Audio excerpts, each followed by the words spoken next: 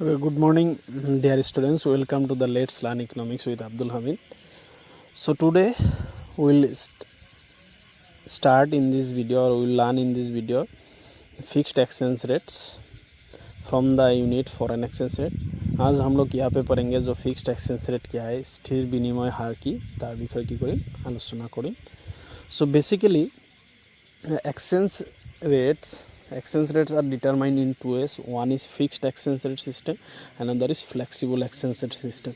So in this video I am going to discuss the fixed exchange rates. क्या होता है जो विनिमय हार है, ये विनिमय हार की करा है दुई प्रकार आम आसलते निर्धारण करिब पारो. এটা হইছে কি স্থির বিনিময় আর এটা হইছে পরিবর্তনশীল বিনিময়. প্রথমে আমি স্থির বিনিময় হারের বিষয়ে কি করিম ইয়াত আলোচনা করিম আজির ভিডিওত. ओके, सो देखो पहले जान लो फिक्स्ड एक्सचेंज रेट सिस्टम है क्या, मतलब what is fixed exchange rate. Basically fixed exchange rate is an exchange rate between the currencies of two or more countries which is declared by the monetary authority and it remains fixed and adjusts only infrequently. मतलब fixed exchange rate क्या होता है, दो या दो से ज़्यादा देशों का करेंसी का क्या होता है ऑफिशियली डिक्लेयर होता है. एन एक्सचेंज रेट होता है ये जो ऑफिशियली डिक्लेयर होता है. भाई ऑफिशियली कौन डिक्लेयर करता है, उस देश का monetary authority. For example monetary authority मतलब इंडिया पे मॉनेटरी अथॉरिटी कौन है, RBI, that is Reserve Bank of India. And ये क्या रहता है, फिक्स रहता है. And there are two system of fixed exchange rate. One is gold standard and other is Bretton Woods standard. স্থিৰ বিনিময় হাৰ হৈছে কি দুটা বা তাতকৈ বেছি দেশৰ মুদ্ৰাৰ মাজৰ বিনিময় হাৰ যিটো মৌদ্ৰিক কৰ্তৃপক্ষৰ পৰা কি কৰা হয় নিৰ্ধাৰণ কৰা হয় আৰু যি সদায় কি থাকে স্থিৰ থাকে. আৰু স্থিৰ বিনিময় হাৰৰ কি আছে দুটা পদ্ধতি আছে. এটা হৈছে গোল্ড ষ্টাণ্ডাৰ্ড স্বৰ্ণমান পদ্ধতি আৰু এটা হৈছে Bretton Woods standard Bretton Woods পদ্ধতি. Now will discuss what is gold standard and what is Bretton Woods standard. Gold standard क्या है और ब्रिटन वुड्स स्टैंडर्ड क्या है, इसके बारे में हम लोग क्या करेंगे स्टडी करेंगे आगे जाके इस वीडियो में.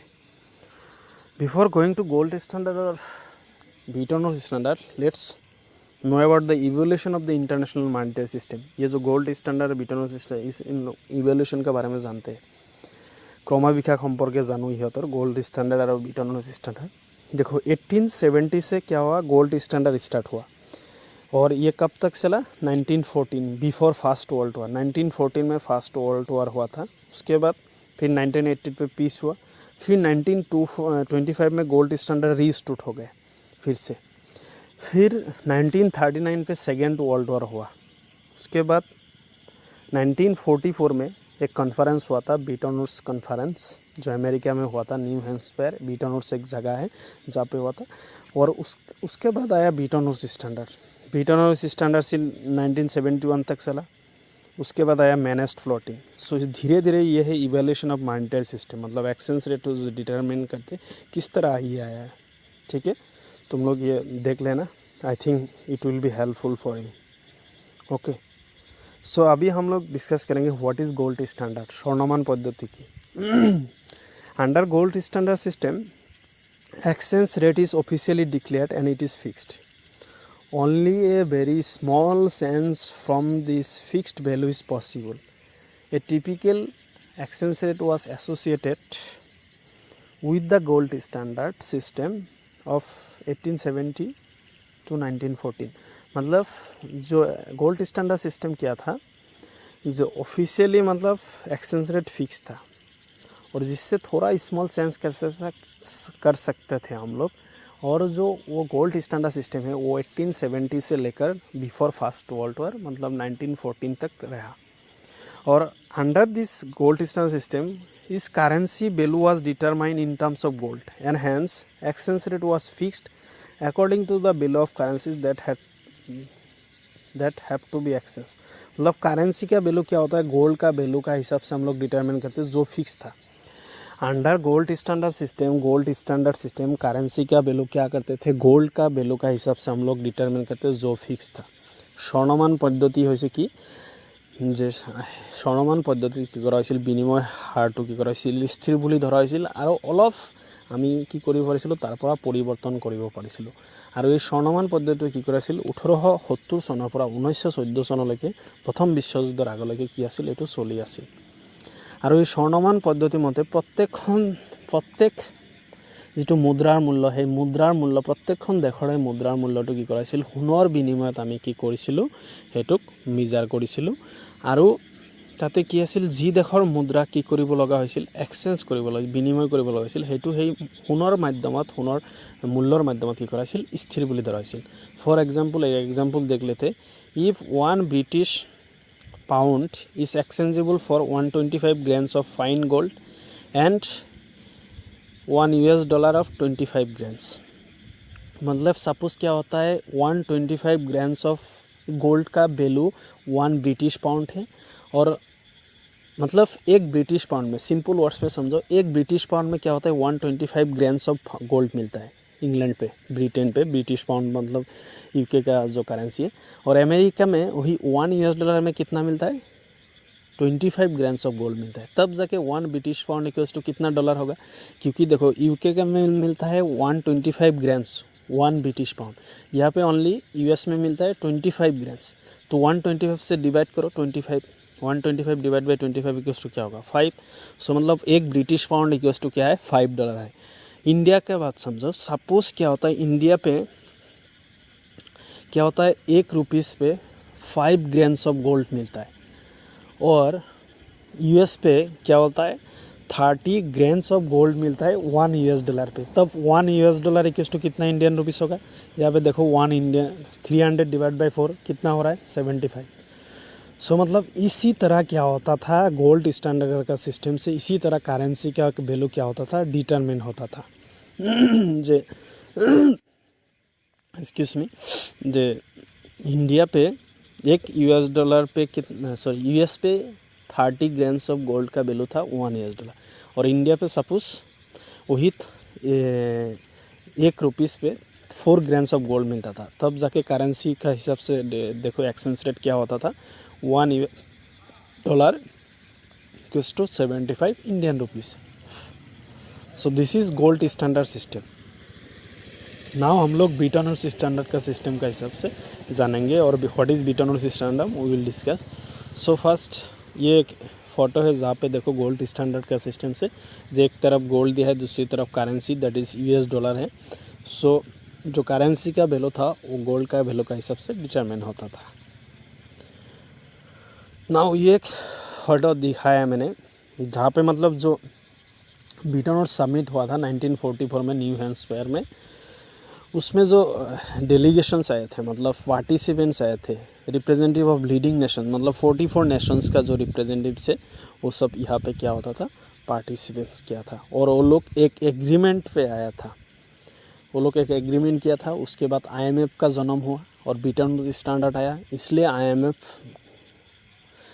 IMF स्टैंडर्ड और बीटन वुड्स स्टैंडर्ड को क्या बोलते हैं, IMF स्टैंडर्ड बोलते हैं। और IMF स्टैंडर्ड और बीटन वुड्स स्टैंडर्ड भी क्या होता है, सेम होता है। सो थोड़ा हिस्ट्री और जान लेते हैं बीटन वुड्स स्टैंडर्ड के बारे में। ये जो कॉन्फ्रेंस था ये 1944 में हुआ था, जुलाई 1 से लेकर 22 44 एलाइड नेशंस था, जिसपे 2 देशों का जो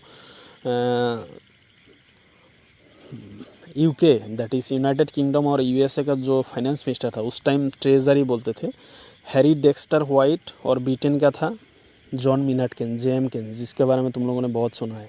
JM केन्स मतलब जो मैक्रोइकॉनॉमिक्स का फादर भी बोल सकते हैं। मैक्रो में किसी भी तरह उसका क्या था, हर जगह पे उसका डेफिनेशन है। सो ये था इंग्लैंड दैट इज़ UK का और USA का। तो दोनों का क्या होता है, दोनों मिलाकर एक फार्मूला बनाया था, एक फार्मूला दिया था after second world war. Second world war का 1939 से 44 तक हुआ था, उसके बाद सेकेंड वर्ल्ड के बाद दिया था, जिस कॉन्फ्रेंस को हम लोग बीटन वुड्स मॉनेटरी कॉन्फ्रेंस के नाम से भी जानते थे। तो उस कॉन्फ्रेंस में क्या क्या हुआ था, यहाँ पे देखो नेक्स्ट, यहाँ पे तुम लोग देख सकते हो उस कॉन्फ्रेंस में क्या क्या हुआ था।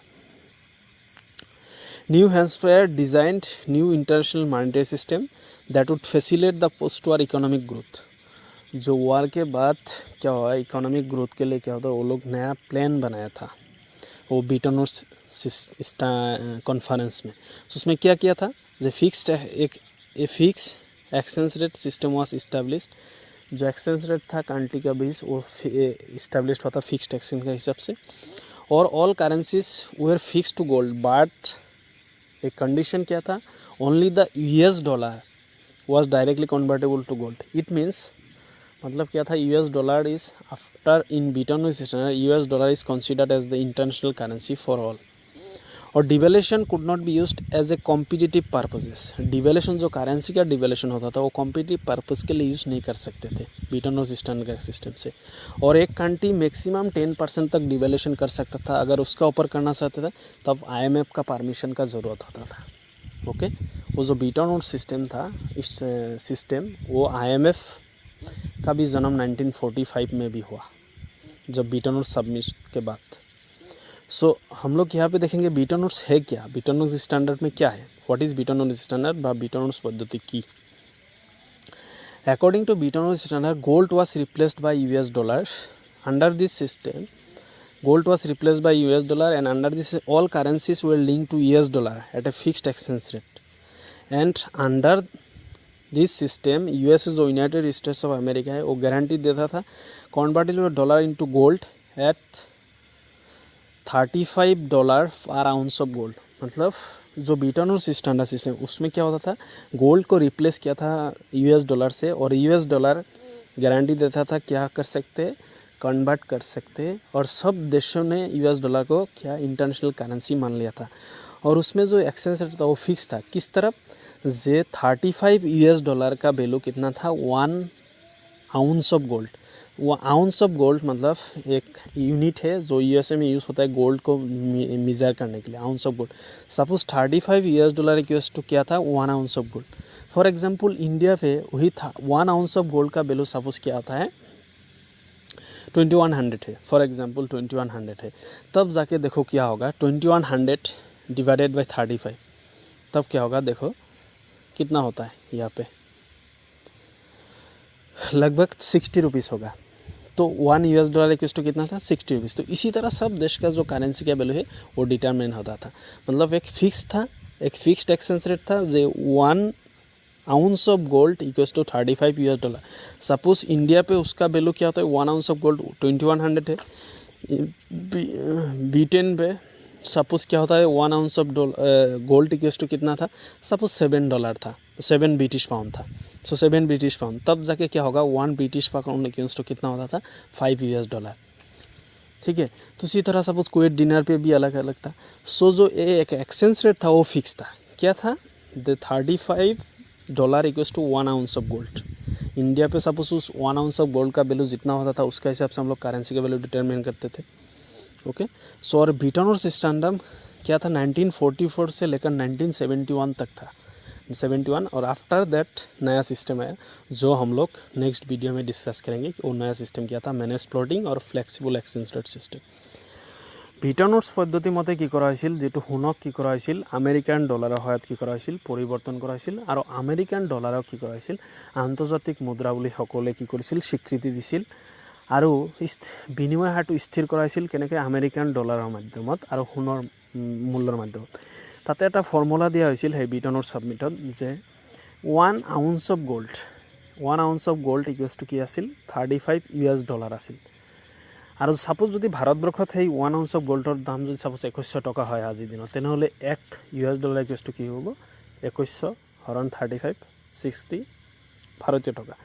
সাপোজ ব্ৰিটেনত কি হ'ব, সেই ounce of gold 1 ounce of gold equals suppose 7 British pound. তেতিয়াহ'লে কি হ'ব, 35/7 কিমান হ'ব ক'বলৈ গ'লে, তেনেহ'লে $5 US, মানে 1 ব্ৰিটিছ পাউণ্ড. চ' এনেকৈ কি কৰা হৈছিল ব্ৰেটন উডছ পদ্ধতি মতে, এই 1 ounce of gold equals to $35 US যিটো ফৰ্মুলা ফিক্সড আছিল সেই হিচাপত কি কৰা হৈছিল, মুদ্ৰাৰ যিটো মূল্য সেইটো নিৰ্ধাৰণ কৰা হৈছিল. ওকে.